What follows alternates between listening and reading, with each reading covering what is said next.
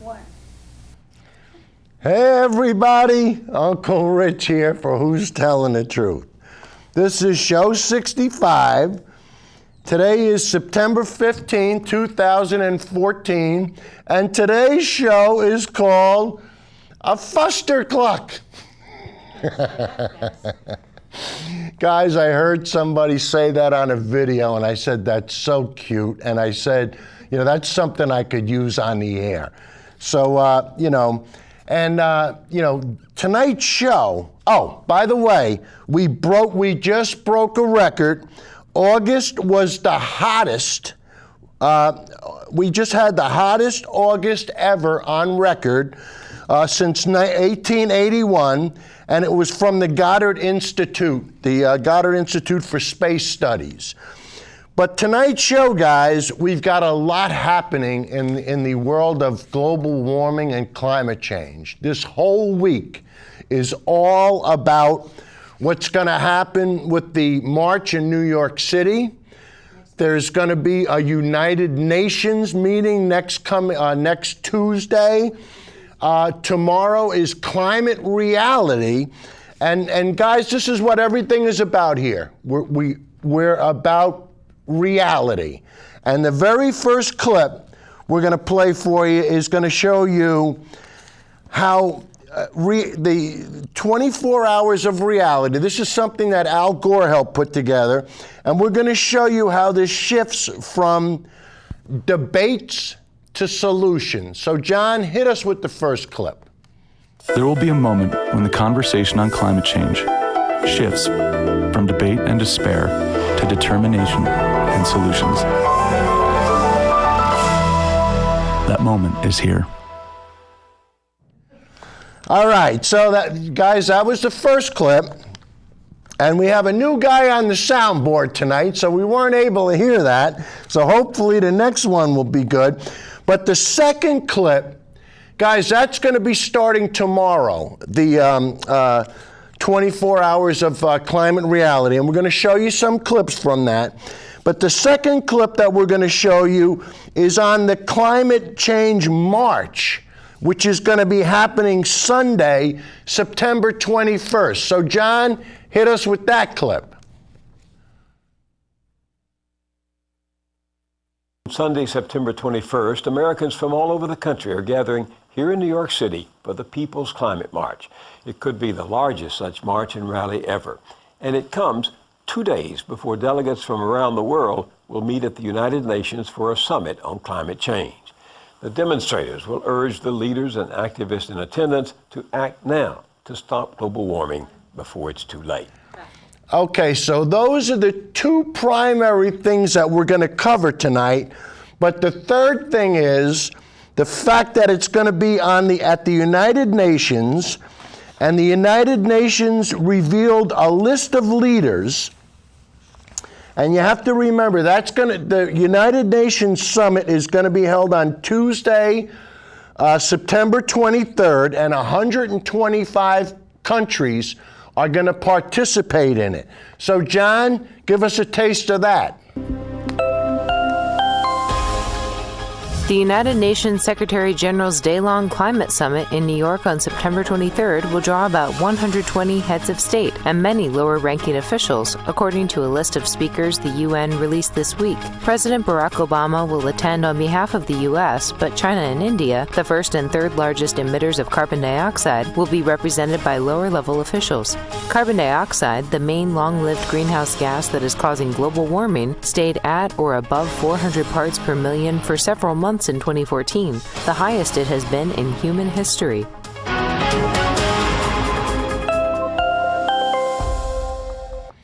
Okay, guys, so now you've got an idea of the flavor of the show. And this is what we're going to center on. And the next clip we're going to have, it's going to be on the 24 hours of reality, and it's going to be called Dirty Weather.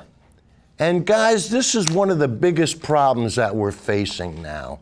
I mean, if you see what's been going on in Arizona, and later on in the show, we're going to get to Hurricane Sandy.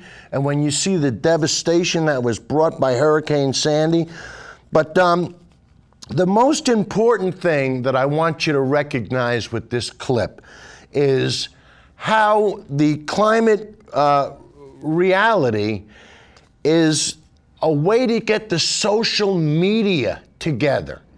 I mean, where you have people coming in and they're going to show you on Facebook, on this, on that, and this is just a way. And guys, I tell you, this march that's going to happen in New York is supposed to be one of the biggest ever.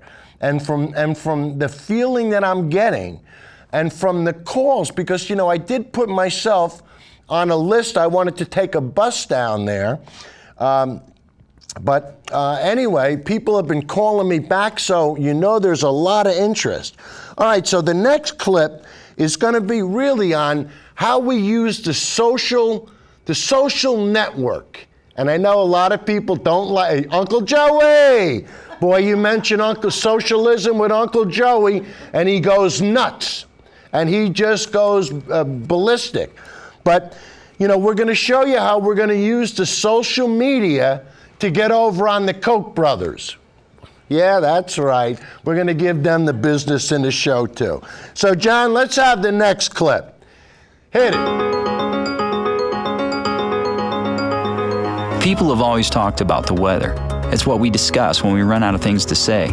But lately, the conversations have been growing increasingly strange. The reason? We simply haven't had weather like this before. Although the world has always had extreme weather, what we are dealing with now is dirty weather. Record droughts, heat waves, massive storms, all due to the carbon pollution created by the dirty energy industry. One planet, 24 hours. The mission of the Climate Reality Project then became to introduce the concept of dirty weather into culture and get the public to understand that carbon pollution is the cause. People needed to realize that the cost of inaction on climate change was becoming too great. So on November 15th, we hosted the second annual 24 Hours of Reality, the Dirty Weather Report. You've heard us using this phrase, dirty weather. We call it that because, as Sarah just said, there is nothing normal about it. 24 Hours was a global event that streamed from every time zone on the planet. It focused the world's attention on the full truth, scope, scale, and impact of dirty weather. Over the course of this multimedia event, world leaders, scientists, and entertainers discussed our shared challenges facing our planet. 70 short films from around the world were premiered, allowing people to witness firsthand the dramatic effect of our changing planet. It was supported by 21 satellite locations and 135 strategic partnerships. This digital experience invited people in, and the shareable content enabled us to tap into the social strength of our audience. Most importantly, it effectively utilized the solution culture, those who use social media to join, participate, and make a difference in the world. By tapping into culture, we ignited the passion of millions. Nearly 17 million people viewed the experience, setting a new world record. The dirty weather hashtag was the trending topic on Twitter, resulting in 65.9 million impressions.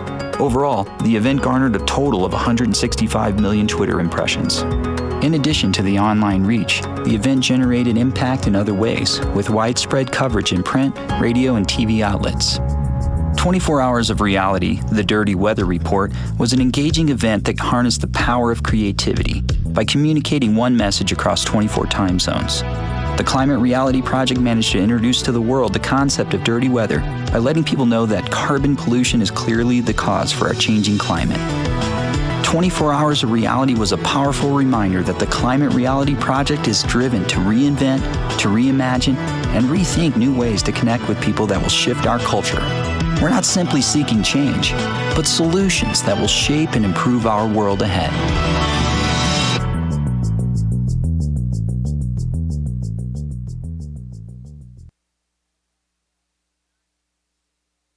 It is to be able to use the social media. And on Facebook, and John, let's see if you'll be able to do this. Let's see if you could put up our Facebook page, because we have been putting up, the web page. But let's, because I want to try to shift everything towards Facebook. And guys, you'll notice that in that clip, the 24 Hours of Reality has a lot to do with Al Gore.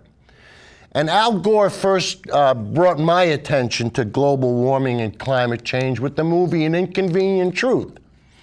And I watched the movie, and it was like I got hit with a sledgehammer. I mean, it was just overwhelming, the amount of evidence and everything that they presented. And I said to myself, how could anybody deny this?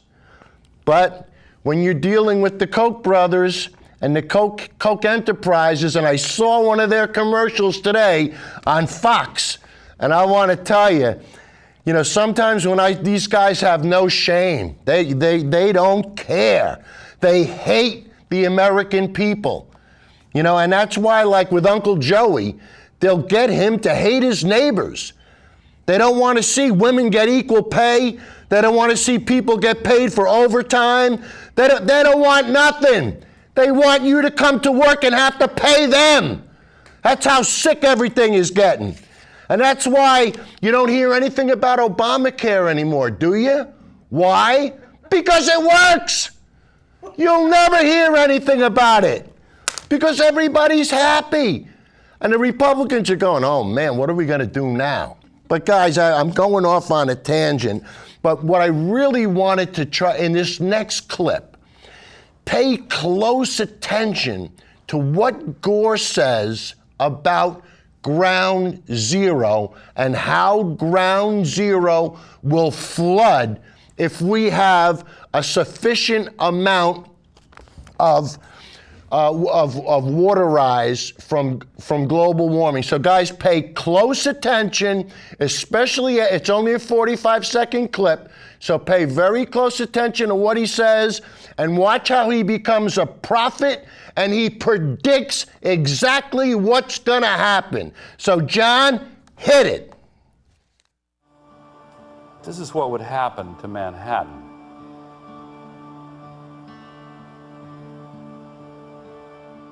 They can measure this precisely, just as the scientists could predict precisely how much water would breach the levees in New Orleans. The area where the World Trade Center Memorial is to be located would be underwater.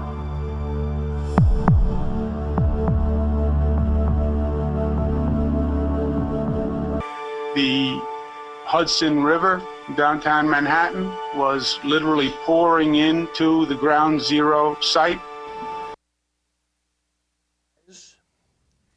The movie An Inconvenient Truth was made in 2006. Hurricane Sandy happened in October of 2012. Now, the one thing about science that the global deniers refuse to accept is that science is predictable. You can tell exactly what's going to happen when certain things come into effect. When you raise the temperature and the icebergs start melting and the water and the oceans start to warm up and the water starts to rise, you got problems. You got severe problems. John, just for validity, and just to put more salt into the wound on everybody that dissed Al Gore, here is the proof beyond any doubt, so let's play it again. Hit it.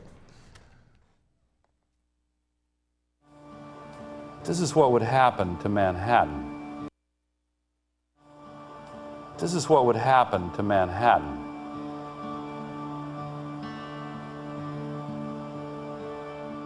They can measure this precisely, just as the scientists could predict precisely how much water would breach the levees in New Orleans. The area where the World Trade Center Memorial is to be located would be underwater.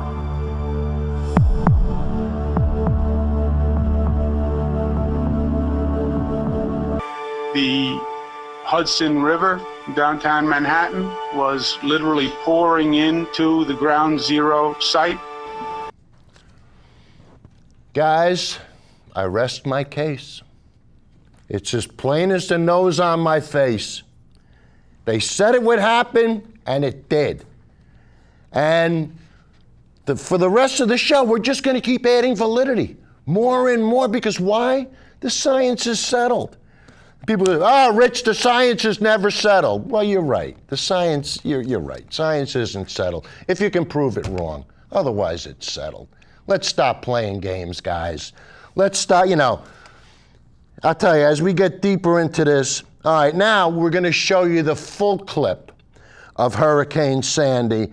And when you see what people had to go through, and guys, I can remember when Hurricane Sandy happened, I can remember sitting in a lawn chair in my garage with the generator going. I think we lost electricity for a week.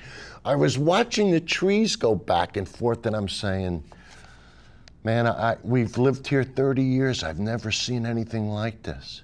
And guys, that's what we're starting to see. We're starting to see stuff that's not the norm anymore. And when it's not the norm, we got problems. These storms, when it rains so damn hard. And we're going to show you. And I mean, these poor people, they lost their houses. New York City was underwater. I mean, it was bad jazz. But the deniers will say, well, that was a one-time incident. How many incidents does it take before you finally say, you know what? Let's do something about this. So, John, hit it. This is what would happen to Manhattan.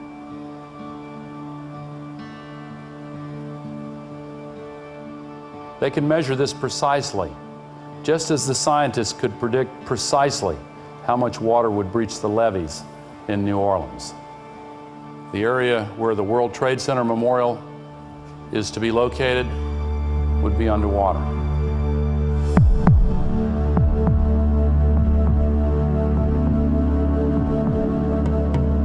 This is going to be a big and powerful storm. Millions of people are going to be affected. All across the eastern seaboard, I think everybody is taking the appropriate preparations. Our thoughts and prayers go out to all the people who are potentially affected. This extreme storm is related to the warmer ocean temperatures. Tropical storms get their energy from the oceans. Warmer oceans give it more energy.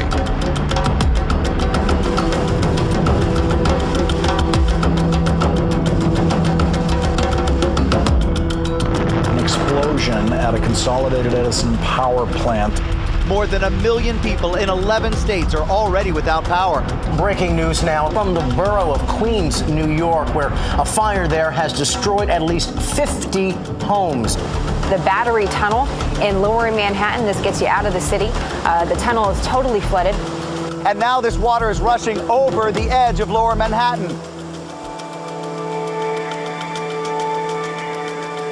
This was a devastating storm, maybe the worst that we have ever experienced. Many people have lost their homes. People have lost their lives. The Hudson River, downtown Manhattan, was literally pouring into the ground zero site. All the infrastructure we have in this city is below ground. We don't have any built-in pumping capacity in the tunnel system. The electrical equipment in many cases is in the tunnel system, and now you have a serious problem. But I would expect a situation like this to recur, and I think we need a systemic solution long-term.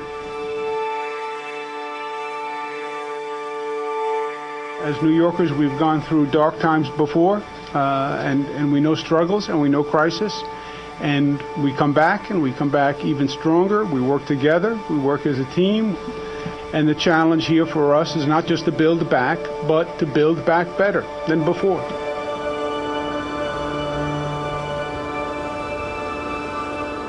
Climate change is a reality. Extreme weather is a reality.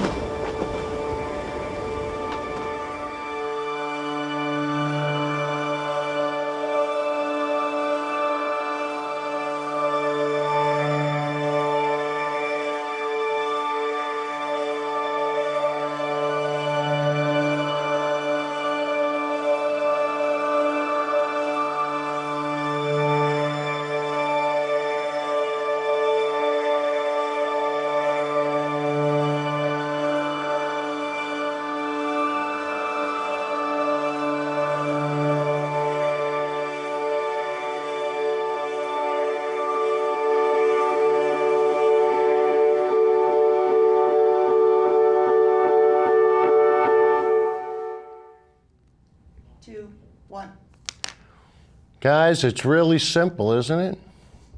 Dirty energy is a reality. It's that simple.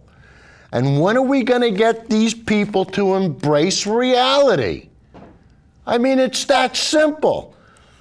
You know, when you put excessive amounts of carbon in the air, things happen. And guys, this might be the last opportunity we have. And I'm not kidding. Because, I mean, we've already crossed the 400 part per million threshold. And most of the climate scientists say that we shouldn't be over 350 parts per million. They say we might be able to live under those circumstances, but anything above that is a problem, and we're in problem territory. So what do we got to do? Now we got to march. Why? Because the Koch brothers insist on putting more profit in their pockets. So what do we got to do? We got to be a bunch of schleps, and we got to head down to New York City so that our kids and our grandkids don't have to wallow in the crap that they want to put us through. So let's see what this march is going to look like. So John, hit us.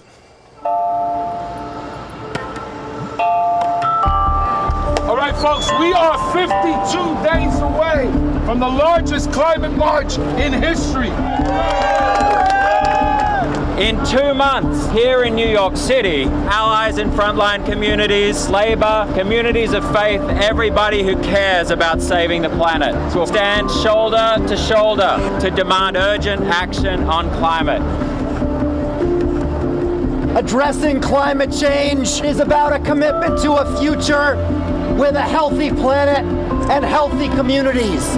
Our people who have been at the front line, not being able to breathe, suffering from asthma, upper respiratory, pulmonary disease, cancer clusters because of environmental racism. We have to demand climate justice.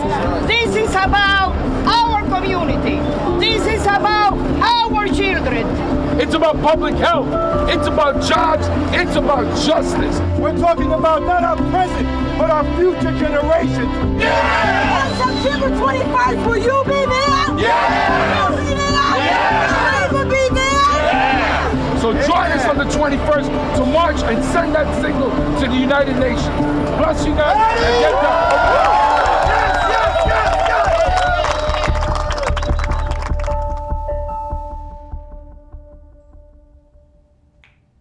Okay. Guys, this is where it really gets to be fun. John, if you can bring up the still of the parade route that the climate march will, they're beautiful.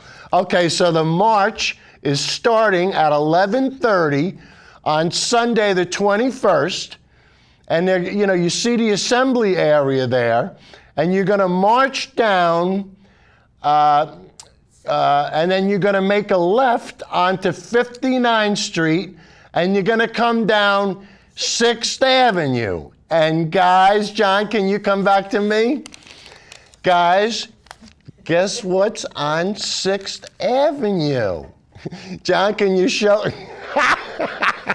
Guys, I Googled this. I did not Google Fox News Fair and Balanced. I Googled Fox News, and this is what I got.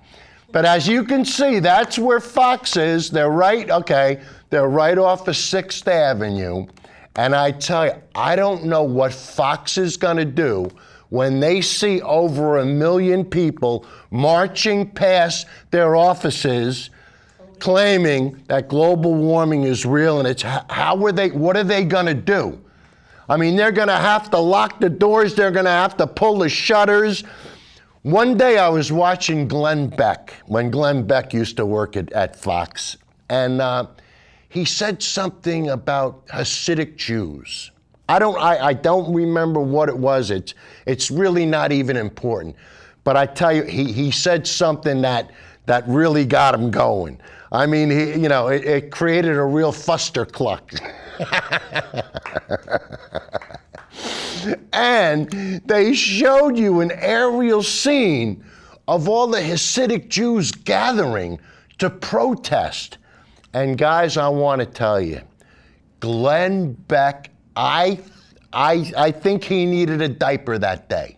That's how scared he looked. And I'm saying to him, because that's how these people are. And when you make up stories and you tell people lies and you misrepresent science and you tell them things that aren't true, you deserve what you get. You know, when you're feathering the bed of the Koch brothers, you're going to get what you deserve. And I tell you, I can't march, but I would love to go down there with the sign. I would take a sign like little Mike has. He always brings signs that are made on a cloth, you know, so that this way you don't have to carry a board around. And you can put the cloth in your back pocket, and when you want to hold up the sign, you just let the cloth out, and I tell you, he's got the right idea.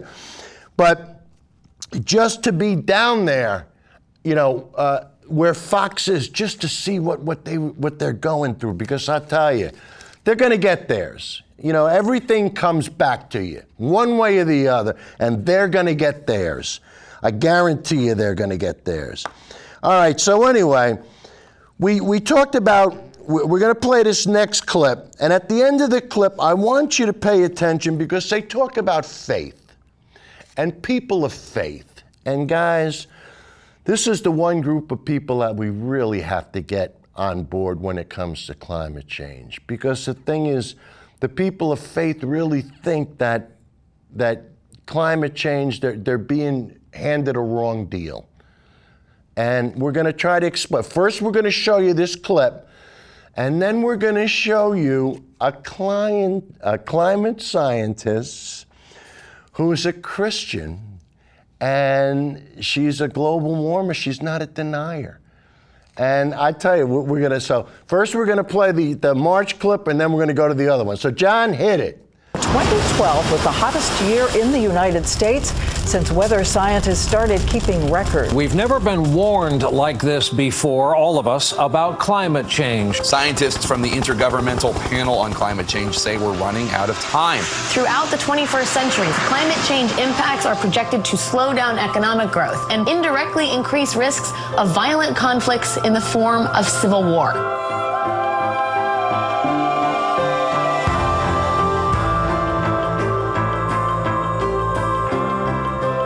Take to get a stake in this game? Lobbyists, corporate influence, money? You've been negotiating all my life. Mandela said, "It always seems impossible until it's done. Get it done." Climate change is in fact the most powerful weapon to fight for equality and social justice. It is telling us to understand how all of our fates are interconnected. It tells us to be bold, to get ambitious, to play for keeps, because we cannot afford to lose.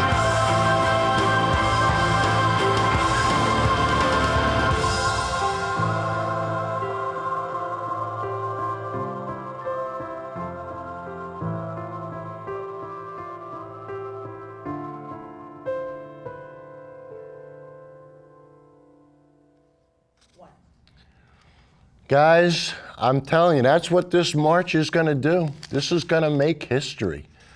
And the guys that show up at the climate summit on the following Tuesday, they're not going to, hey, look, let's be honest with each other. It's a problem that we have to deal with. It's that simple. And you notice at the end how she said, all our fates are interconnected. Well, I think everybody knows that I'm a non-believer here, you know? But guys, you can believe anything you want. I mean, you can believe in the Loch Ness Monster. You can believe in ghosts. Ghosts are good. You know, a lot of people believe in ghosts. You can believe in UFOs. You can believe in anything. And you know what? I'll defend your right to believe it. You can believe that 2 and 2 is 5, and I'll stand right behind you.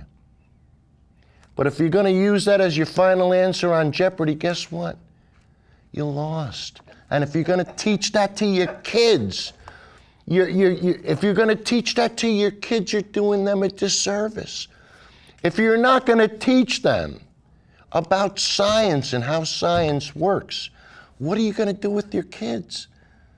I mean, how are they going to go through life when they don't know how to read a thermometer?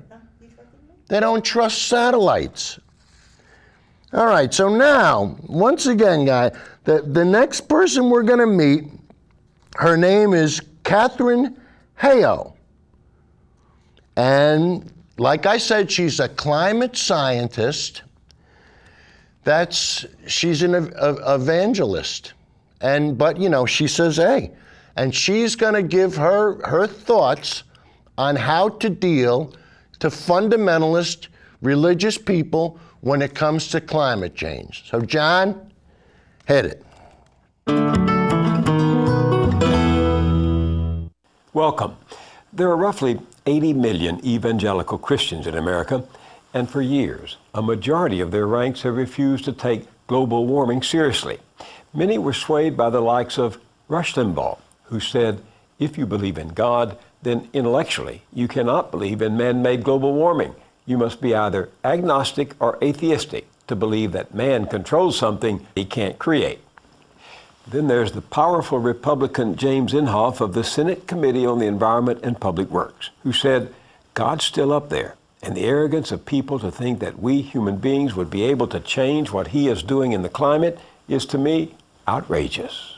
So it is that while more Americans believe global warming is real and caused by human beings, some 2/3 of white evangelical Christians are not convinced, and they wield a lot of political clout.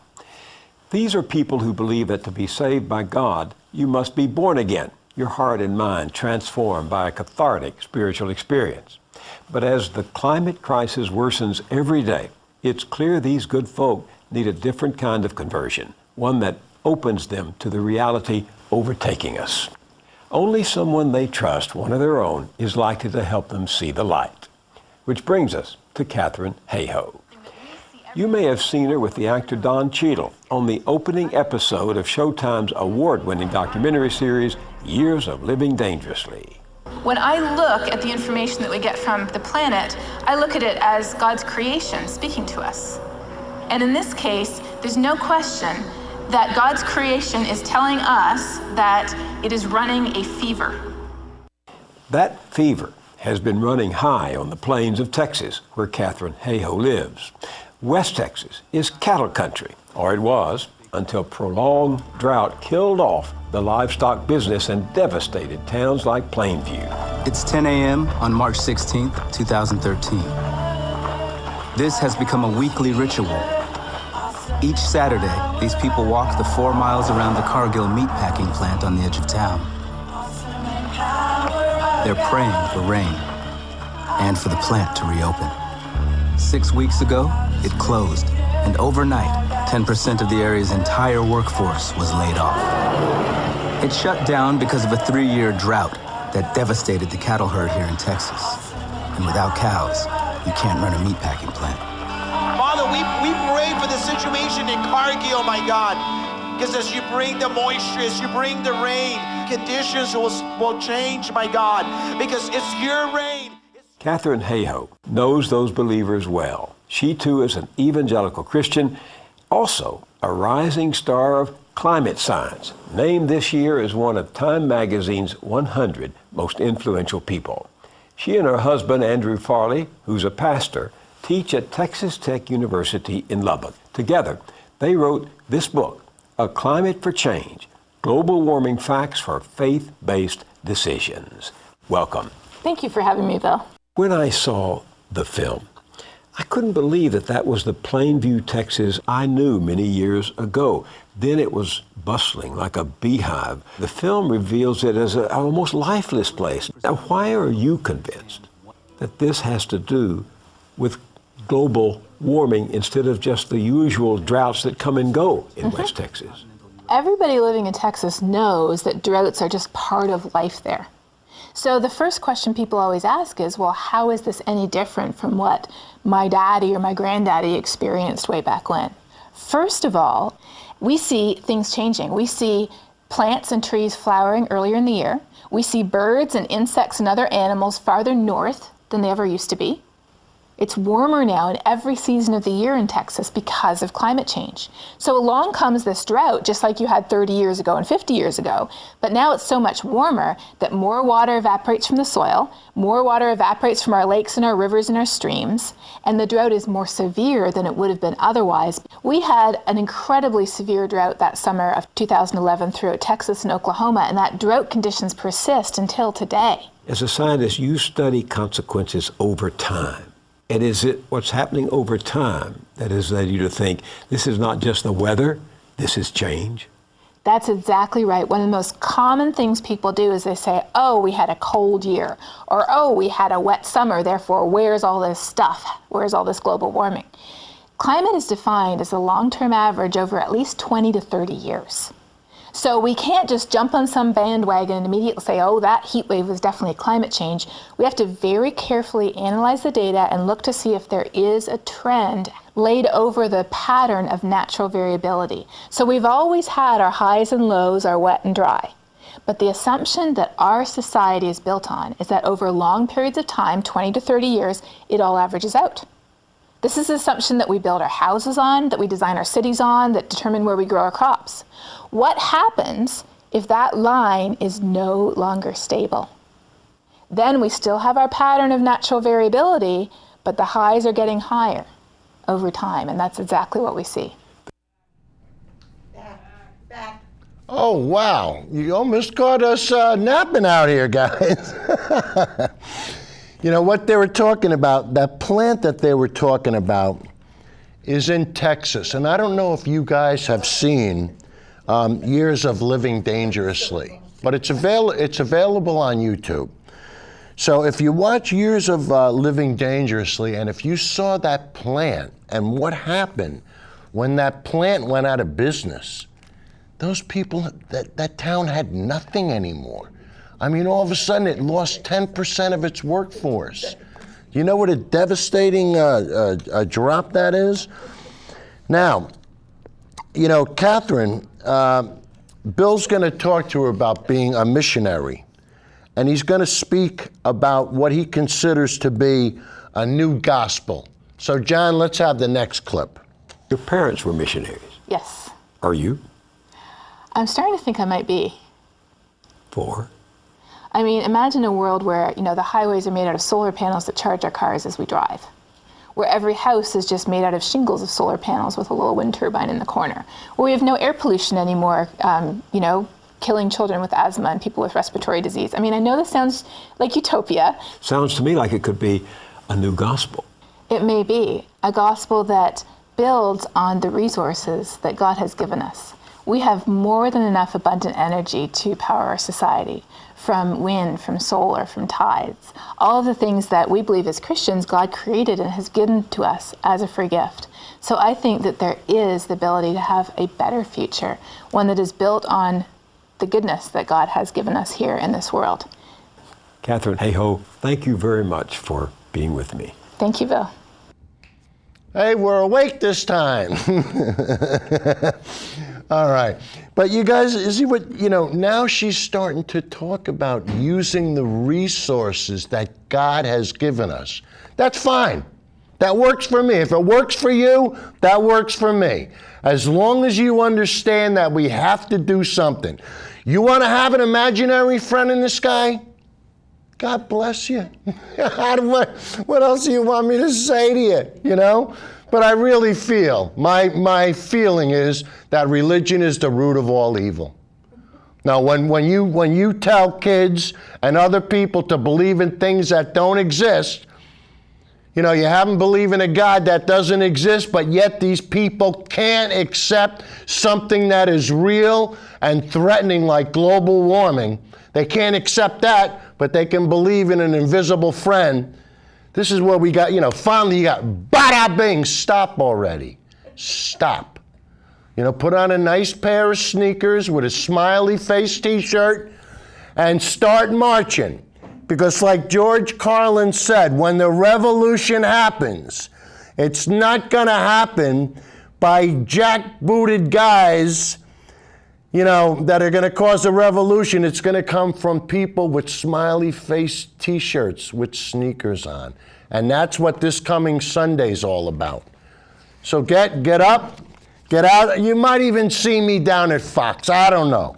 If I can do it where somebody could drop me off, I'll probably get arrested, but it'll probably be worth it. All right. Now, and speaking of Fox, and we know that the parade's going to go right by Fox, we have to take a look at Fox's take on reality. And what does Fox think reality is? They think reality is oil. And nothing but big oil. Drill, baby, drill. Right, Sarah? Drill, baby. Hey, enough with the drilling.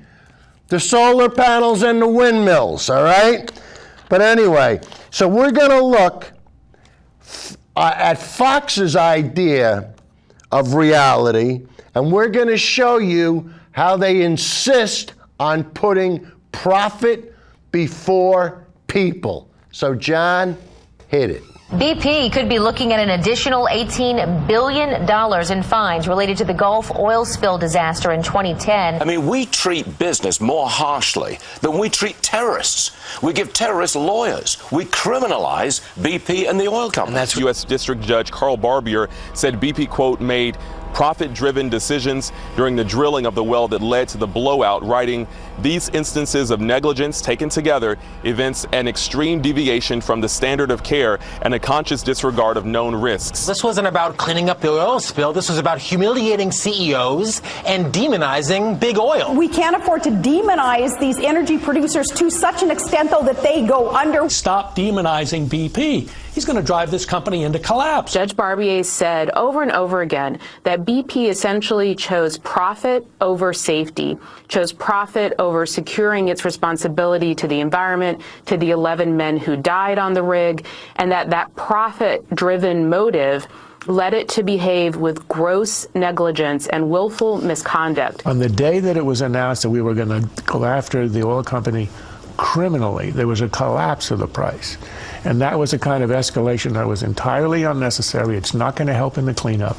There was no evidence, there was not a shred of evidence that Eric Holder presented to demonstrate even some element of criminality in this. Now, more than 4 years later, a federal judge has ruled BP acted recklessly leading up to the spill, and those dangerous decisions were motivated by profit. Hang them. It's really simple. Look at the amount of damage that BP caused. And what does Fox do? Stop demonizing them. Why are you picking on them? It was only an oil spill. Hey, do you realize how much damage they caused? And now they finally have to pay. Good for you. You have to pay more because there's a price for carbon. It's that simple. And there's so many different extraneous ways that we have to pay for this crap. And the next clip, we're going to listen to Elon Musk. And Elon Musk, last week we featured him because they're building the Gigafactory in Nevada. And, I tell you guys, that's going to be something. 6,500 jobs. That's just at the plant. Another 15,000 supportive jobs. And the jobs at the plant, all the jobs are going to be $25 an hour with benefits. So I don't care what you do for a living. I don't care if you make pizzas. I don't care if you shampoo hair. I don't care if you wash cars. I don't care what you do. There's going to be plenty of people moving out to Reno, Nevada that are going to be making a nice living wage, and they'll be happy to share it with you. You can watch last week's show and you could see Reno's a nice place to move to. All right, so anyway, we're going to show you about Elon Musk and the price of carbon. So John, hit it. The biggest problem that we have right now is that we have a breakdown in the market system. Now, I'm ordinarily quite a big believer in the market because the market is just the sum of individuals' decisions. But when there's a breakdown in the information mechanism of the market, that's where things go awry. Because there's no price on carbon emissions, it makes things that are carbon producing very rewarding because the true price is not being paid. So if you're a petrochemical engineer, you can earn a tremendous amount of money, but you shouldn't really be earning that huge amount of money because the market mechanism is broken. It's a classic economics problem, tragedy of the commons, or the atmosphere that we all have. That I mean, you see this in international fishing stocks where there's no, since no one sort of owns that particular fishing area, it'll get fished to extinction, and because there's no price for that. So there's no price for carbon, so we do all these things that cause long-term damage. Guys, I hate to say it, but you have to put a price on carbon. Just like we put a price on picking up your garbage, and we put a price on your sewer water, and we put a price on the taxes that you have to pay for your bid. There's a price for everything. You're always going to pay the piper. So if we're going to pay the piper, let's tell them what tunes we're going to play. It's that simple. Stop with the nonsense. All right, now, the problem is when you don't pay the full cost of something, and this is what happens with the Koch brothers. They want their freedom. They want smaller government. Why do they want smaller government? Because they don't want the EPA to say, hey, fellas, you got to start restricting the amount of carbon you put in. Oh, nobody's going to tell the two richest guys in the world what to do. We tell you what to do. Not anymore. Things are changing. All right, so the next clip we're going to do is on the cost of carbon again. So, John, let's just go ahead with it.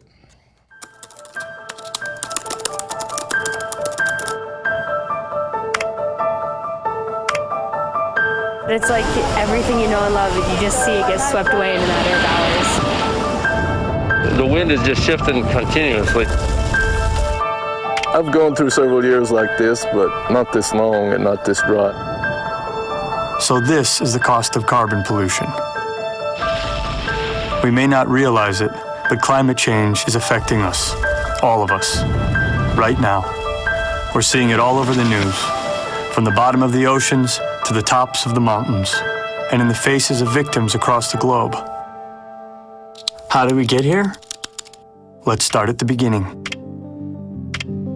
It's 1824, and French physicist Joseph Fourier uses a vase and some cork to figure out that there's an atmosphere trapping heat and making the Earth habitable.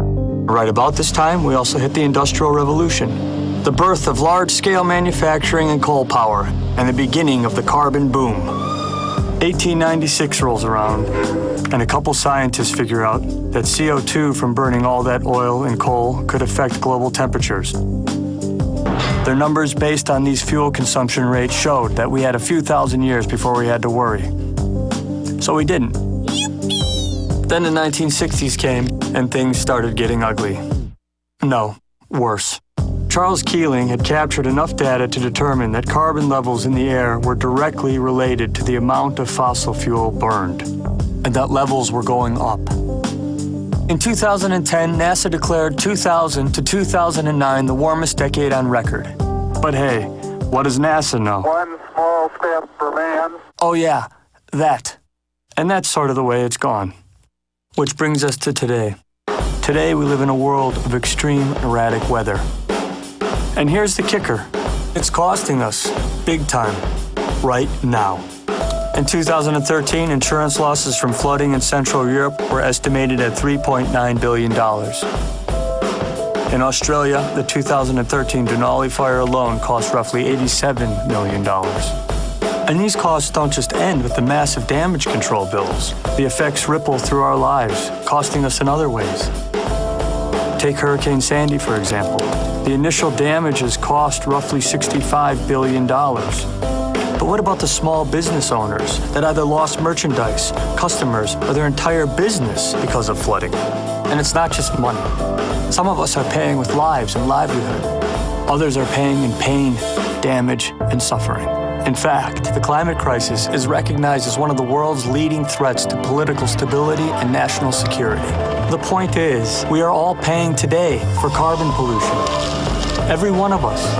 We're paying in dollars, in lives, in jobs, in lifestyles, and in every way imaginable. This is not a theory. It's not an opinion. This is the cost of carbon.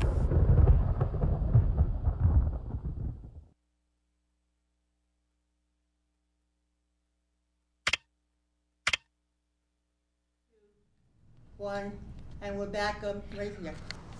Guys, like I said, there's always a price. You're gonna have to pay, you know? When you're standing at ShopRite and you're looking at those cantaloupes that used to be 99 cents last year and they're $1.99 this year, why is that? When the watermelon that used to be $2.99 to $3.99 is now $5.99 to $7, why is that? We're gonna pay one way or the other. So if we're gonna pay, let's do it the right way, huh? All right, now, the last clip tonight is going to be the way forward. What can we do? What solutions? What answers? How do we address the problems? What can we do? So, guys, this is going to be some thought material. So, John, let's see what we can do. This is home. Home to all 7 billion of us. Home to best friends, first loves, and Oreo cookies. We've had some good times on this rock. We figured out how to make fire. We've made some great music. Then, of course, there was this.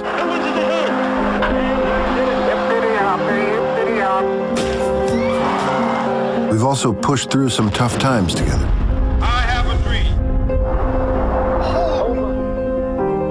Now we are faced with another challenge.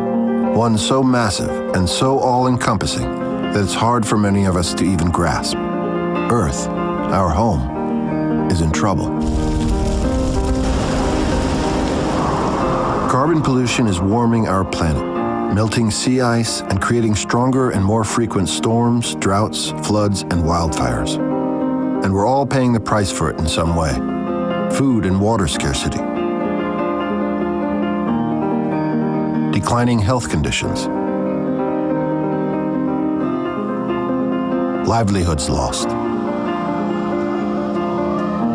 entire systems and infrastructures being stretched to the brink, people, whole communities even, forced off the land they've lived on for generations. And it's happening everywhere. And while we scramble, while we airlift the stranded and heal the sick, while our precious tax dollars are diverted to rebuilding and digging out, while we are paying for these costs, others are profiting. Like the fossil fuel industry. In 2012, 6 of the top 10 companies on Fortune magazine's Global 500 list were oil and gas companies, which combined made $123.2 billion in profit. And there's another few trillion worth of fossil fuel on their books waiting to be burned in the future. And hey, profit is great, as long as it's not destroying our planet. And while the carbon pollution that these industries are constantly pumping into our air drastically changes our atmosphere, weather patterns, and ecosystems, these polluters aren't required everywhere to regulate or limit their carbon pollution emissions. They don't have to clean up the pollution they make, and they're not being held responsible for the damages they're creating. They're not paying for it. Recovery cost is about $32 billion. The 11 billion euros. Humanitarian catastrophe. 100 more roads that are blocked. The house was consumed in flame. Water's getting scarcer. Thousands have been evacuated. Rising sea levels. Greenhouse gas and other altering. Life on this planet has become a living hell. But here's the good news. There is a solution. Polluters must pay the cost of carbon pollution, and they can do it through a number of market-based policies, like a fee that takes into account how much it will cost to manage this mess, or putting a limit on emissions and creating a market for carbon trading. And we have to stop political leaders from giving fossil fuel companies billions in tax breaks and giveaways. And for leaders who deny the reality of climate change, we must use our voices and our votes to exact a political price.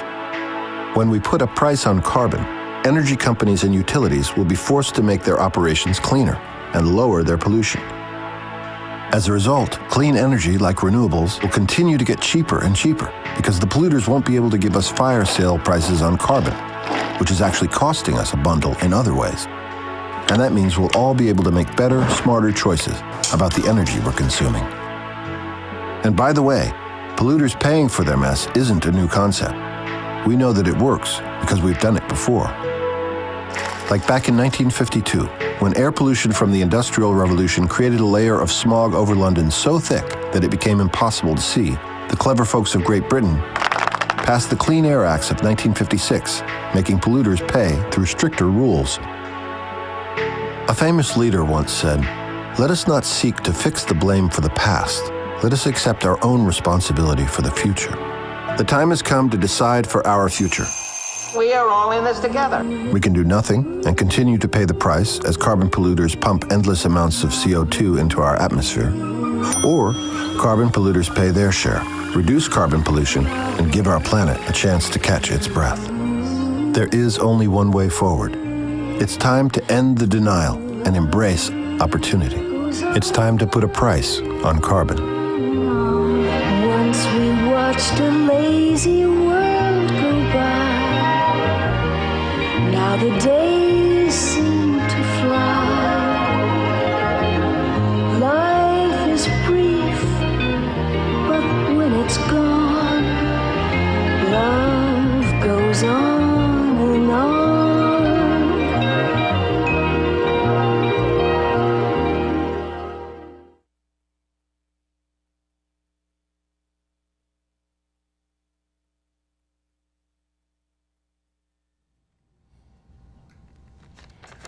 Okay, so we're back. So guys, I guess you could see the way forward. You know, I mean, there is a way out of this. And, you know, there is one thing that I would like to touch a little bit further on. And I want to go back to Katharine Hayhoe, you know, the climate scientist that's the missionary that you know, that understands that global warming is happening. And I just want to read what she had, you know, what she had said. And, you know, Bill Moyers asked her, he goes, well, you know, why are fundamentalist Christians? What's that? 20 seconds. 20 seconds left? But anyway, she said that, you know, the scientists... Change it. 7, say goodbye. Honey. Say goodbye? All right, guys, well, hey, hopefully we'll have some footage from the climate march and we'll be able to show you that next week.